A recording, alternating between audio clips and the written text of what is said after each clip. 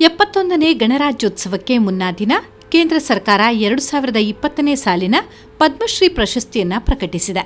ಕೃಷ್ಣೈಕ್ಯರಾದ ಉಡುಪಿ ಪೇಜಾವರ ಮಠದ ವಿಶ್ವೇಶತೀರ್ಥ ಸ್ವಾಮೀಜಿಗಳು ಸೇರಿದಂತೆ ರಾಜ್ಯದ 8 ಸಾಧಕರು ಈ ಪ್ರಶಸ್ತಿಗೆ ಭಾಜನರಾಗಿದ್ದಾರೆ. ಪೇಜಾವರ ಶ್ರೀಗಳಿಗೆ ದೇಶದ 2ನೇ ಅತ್ಯುನ್ನತ ಭಾರತ ರತ್ನದ ಬಳಿಕದ ಪ್ರಶಸ್ತಿ ಮರಣೋತ್ತರವಾಗಿ ಲಭಿಸಿದೆ.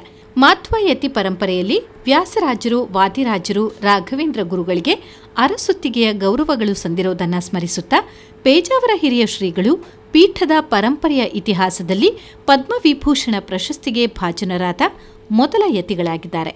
ಆದರೆ ಬೌದ್ಧಿಕವಾಗಿ ಈ ಪ್ರಶಸ್ತಿಯನ್ನು ಸ್ವೀಕರಿಸಲು ಶ್ರೀಗಳು ನಮ್ಮೊಂದಿಗಿಲ್ಲ. ಇನ್ನು ಈ ಕುರಿತು ಪ್ರತಿಕ್ರಿಯಿಸಿರುವ ಪೇಜಾವರ ಮಠದ ಶ್ರೀ ವಿಶ್ವಪ್ರಸನ್ನ ತೀರ್ಥ ಸ್ವಾಮೀಜಿ, ನಮ್ಮ ಗುರುಗಳಿಗೆ ದೊರಕಿದ ಈ ಪ್ರಶಸ್ತಿ ಸಕಲ ಸಂತ ಸಮಾಜಕ್ಕೆ ಸಂದ ಪ್ರಶಸ್ತಿ ಎಂದಿದ್ದಾರೆ. ನಮ್ಮ ಗುರುಗಳಿಗೆ ಸಂದಿರುವ ಪದ್ಮವಿಭೂಷಣ ಪ್ರಶಸ್ತಿಯಿಂದ ಸಂತ ಸಮಾಜದ ಜವಾಬ್ದಾರಿ ಇನ್ನಷ್ಟು ಹೆಚ್ಚಿದೆ ಎಂದಿದ್ದಾರೆ. ಸರ್ಕಾರ ಇವತ್ತು ಅಂತಹ ಒಂದು ವಿಭೂಷಣವನ್ನು ಸಮರ್ಪಿಸಿದೆ.